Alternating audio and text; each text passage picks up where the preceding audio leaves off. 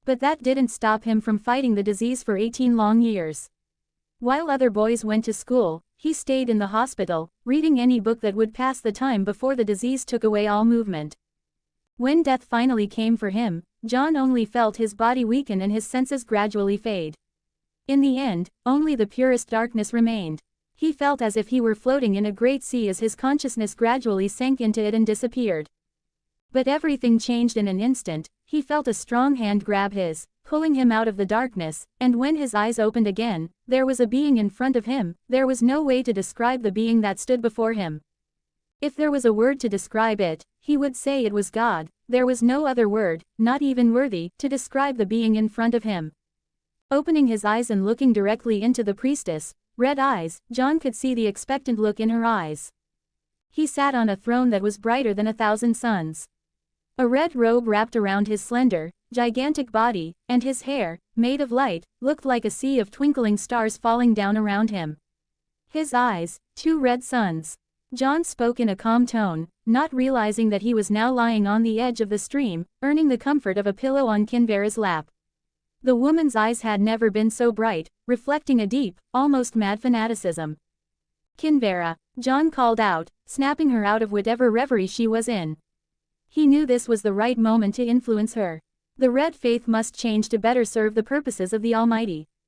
"My purposes, to be exact," John thought, keeping a calm expression on his face. "I am listening, Son of Light." Kinvera straightened her body, her voice sounding extremely serious and devout, as if he was waiting for something of great importance. "I will write a Bible with the stories told by Relor himself. They will teach life lessons, they will teach men respect, morality and character." John began, "But before we can spread the faith of our God, we must change the image of the red faith in the eyes of the people of Westeros. Clothes, customs, prayers. And no blood magic, at least not in front of the commoners. And absolutely no sacrifices of the living on bonfires. Why did Christianity succeed in convincing so many people to convert? If you don't know the answer, I'll tell you, the Bible. Unlike other pagan religions that involved human sacrifice, immorality, sadism, and gore, the Bible was a book that told stories so real, holy, and instructive that it practically undermined the concept of religion in the world. Its stories inspired people to reflect on their mistakes and sins, and taught morals and ethics at a time when death and starvation were as common as breathing. In such an environment, everyone needed a spiritual pillar, and embraced whatever seemed most sacred. John needed such a religion. He would be the Son of God in this world and bring peace to the world, which wasn't exactly a lie, but it definitely wasn't the whole truth. But truth was often changeable. Kinvera looked at John with extremely intense eyes, so intense that he might vanish from the face of the earth if her eyes had any power. Fortunately for John, she had no such power. "When the entire transformation of the Red God's faith is complete, I will personally do something about it, including the clothing, customs, prayers, and idols to worship. You should expand as soon as possible." Ignoring the woman's increasingly fanatical gaze, if such a thing was possible, John spoke in a calm tone, his purple eyes fixed on the red eyes. Rising from her lap, John ignored her nakedness and held Kinvera's face with both hands, approaching her face and standing a dangerously close distance away, looking directly into her eyes. "Don't disappoint me, Kinvera, I don't like mistakes. Anyone who interferes with the reforms must die, no matter who. You and the Red Faith will be my sharpest sword to pave the way in the coming long night." In front of those deep purple eyes, all Kinvera could feel was her chest bubbling with an infinite energy coursing through her body. She just wanted to run back to Planetos and start the reforms to make the Son of Light smile like any normal child. Turning away from him, Kinvera knelt in front of John, her body close to the ground, and kissed his feet with all the devotion and care she could muster. She wanted to convey all her respect, love and devotion with the touch of her lips on his feet. "Your decree is an order, Son of Light. All those who refused to follow the new commandments died burned by the holy flames of purification." Raising her head, Kinvera replied with a happy but equally mad tone, a look that sent shivers through John's body. Crazy. The woman was definitely mad. John thought, slightly startled by the look Kinvera gave him. Although he had wanted this look in her eyes with his earlier words, seeing it in person really brought a feeling of fear and caution to John. In that moment, John understood that in Kinvera's eyes,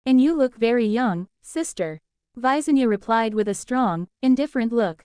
Eventually, seeing the gentle smile of the beautiful woman in front of her, Visenya's hard gaze softened slightly as she spoke in a softer tone. It is good to see you again, Rhaenys. Yes, the woman before Jon and Visenya was Rhaenys Targaryen, second wife of Aegon the Conqueror. Rhaenys gestured for them to enter, and she walked beside her sister and the boy. I assume my sister knows why I'm here? Rhaenys asked with a naturally cheerful smile. It will be a long explanation.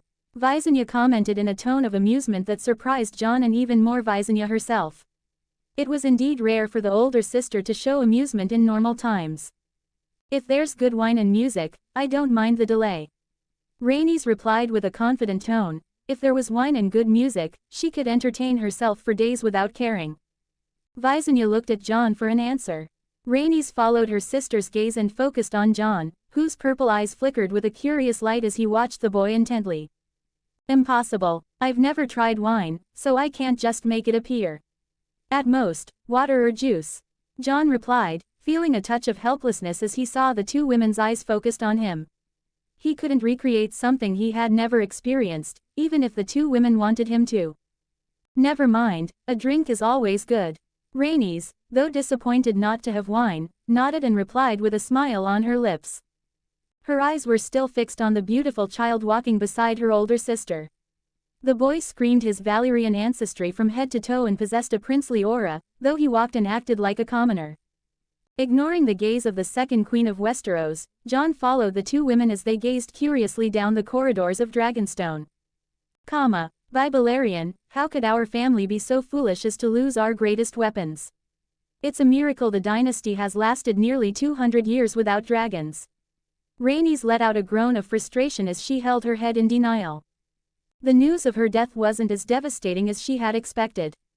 In fact, she took it in stride. After all, it was perfectly normal to be dead after being crushed by Caraxes, her dragon. But the news that the Targaryen dynasty had fallen shook her to the core. Whether it was her or Visenya, they had both come to this continent to save the world according to Aegon, but knowing that they had failed despite all the effort, sweat, and blood they had shed really brought a huge sense of despondency to the naturally cheerful woman. Besides, Visenya, you taught the heir of our noble house to act like a bloody barbarian warrior who only knows how to command armies. Rhaenys looked at her older sister with a discontented expression. The very thought of a fool who only knew how to swing a sword being in charge of the fate of the world gave her a headache. Visenya didn't like being scolded by her younger sister at all. Jon doesn't need me to teach him other things, the boy is smarter than 40-year-old Aegon. She said, obviously prouder of Jon than he was of himself. Rhaenys snorted coldly and looked at Jon with disdain. He behaves like a commoner, his posture is not upright enough, he holds a cup as if it were a glass of cheap ale, he does not express confidence in his movements, he does not project strength when he walks, his hair is not perfectly combed, he dresses like a filthy savage. Jon was extremely embarrassed to hear such a long list of faults. He had never imagined there were so many. He had always thought it was normal to act like this, but he soon realized that these were things he had carried over from his past life into the present. But when you think about it, it was normal for him to have so many flaws in Rhaenys' eyes because Jon was never someone powerful in his past life. He was just a sickly 18-year-old boy with extraordinary resilience and willpower who spent most of his life in bed. So, despite his current status, it was quite normal for him to have so many flaws. Visenya frowned when she heard that, but when she looked at Jon, she did see the flaws Rhaenys mentioned, although the hair thing was her fault. Thinking back, she also realized that she had only taught Jon how to hold a sword, how to use blood magic, how to ride a dragon and how to command armies. No more and no less. Maybe that's why his mind wanted Rhaenys as much as he needed someone to teach him. Will Aegon be next? Visenya thought, raising the goblet of juice to her lips. Don't worry, my good son, I will make you a worthy monarch and teach you about politics and conspiracies. If I let Visenya teach you, you'll be a fool who thinks only of solving everything with dragons and steel. Rhaenys looked at Jon and spoke in a soft but amused tone. The idea of teaching Jon really made her happy. Even though it was true, Visenya couldn't help but frown when she heard Rhaenys' subtle sarcasm. Coldly snorting, she looked at her sister with dissatisfaction but remained silent. With Rhaenys' help,